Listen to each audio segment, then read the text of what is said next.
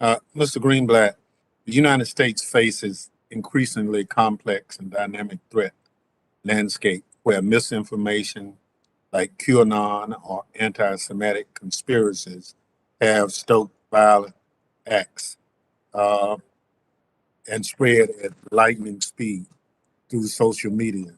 What obligations, if any, do you believe online platforms have to minimize the spread of disinformation and misinformation that has homeland or national security implications?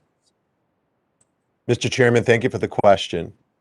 If we are trying to understand why is the threat environment so different today than in previous years or decades or even generations, I would posit that some of what the prior panelist was talking about, the exogenous environment, has something to do with that. And I would also get back to what Professor Idris Miller talked about in terms of the rise of these domestic extremists for various reasons. But make no mistake, the social media services have been a super highway for extremists and hateful organizations. They have allowed them to move, Mr. Chairman, with lightning speed from the margins to the mainstream.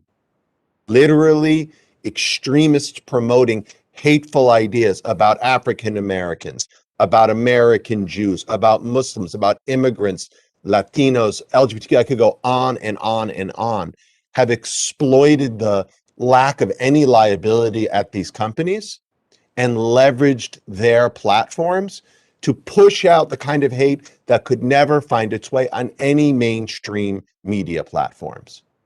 And the loophole in the law created by Section 230 and the lack of any moral leadership from these businesses has helped to create this problem. Now, Mr. Chairman, it is both a matter that is an issue that matters to Americans on an individual basis and on a systemic basis. On an individual basis, ADL tracks hate and harassment online every year.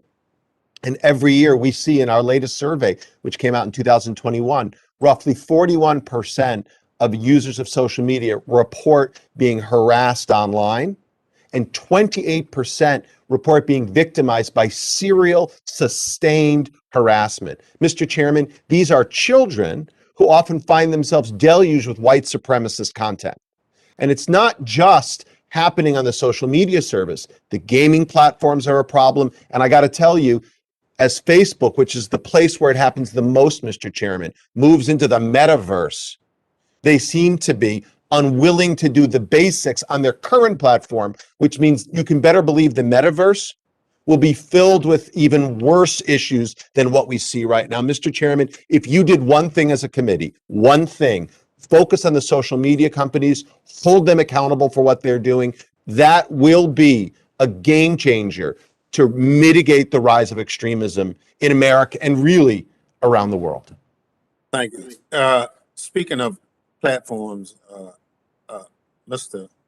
Rasmussen, you talked a little bit about it, and can you, in short order, and I know this is a challenge, tell us what these companies ought to be doing to help us identify this content? Sure, Mr. Chairman. And again, in my role at GiftCT, I work with the companies to bring them together to try to develop cross-platform solutions, because the environment that Jonathan described is one in which material or these hateful ideologies can migrate and spread across multiple platforms and create much greater impact and reach. And it's just very difficult to contain once those kinds of toxic ideologies are spreading through that environment. So one of the things we're trying to do at GiftCT is to find ways for the companies to cooperate with each other, to share information across their platforms so that when something appears on one of them that is of concern to others of them, that they can act on it more quickly, particularly in a crisis management or crisis response scenario, such as we saw with Colleyville 2 weekends ago.